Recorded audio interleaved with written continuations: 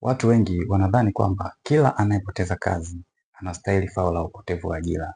Hilo sio kweli. Kwa mujibu wa sheria za mifuko ya hifadhi ya jamii, kifungu namba 35 cha mfuko wa PSSF na kifungu namba 41 cha mfuko wa NSSF inasema hustahili kulipwa fao la upotevu wa ajira kama unapokuwa utakuwa umepoteza kazi au ajira yako kwa kujiuzuru.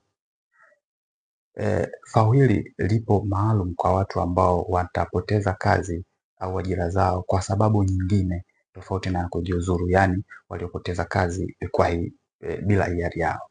Sasa yapo masharti ambayo yamewekwa kwa wanaostahili kulipwa fao hili la upotevu wa ajira. Cha kwanza, lazima uwe ni mwanachama wa mifuko ya hifadhi ya jamii ambaye umechangia katika kipindi kisichopungua miezi 18.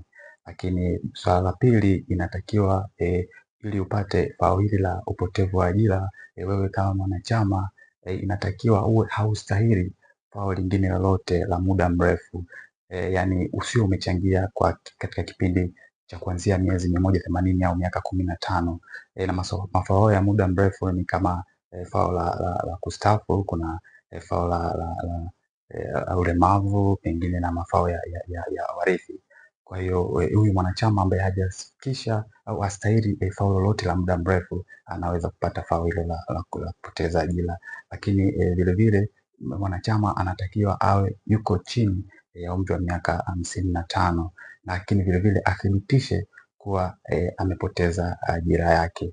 Na kwa kawaida mwanachama hulipwa 33% ya mshahara wake wa mwisho katika kipindi ndani ya miezi 6 katika kipindi cha miezi 12. Lakini ikitokea kwamba kuna mwanachama ambaye amepoteza ajira yake lakini alikuwa hajachangia kwenye mfuko katika kipindi cha miezi 18, basi huyo atapewa sehemu ya mafao yake au michango yake pale ambapo anapoteza ajira ambayo itamsaidia katika maisha yake mpaka pale ambapo ataweza kupata ajira nyingine. Tafadhali usiache kufuatilia tips zangu nyingi kuhusu masuala yote yanayohusu hifadhi ya jamii.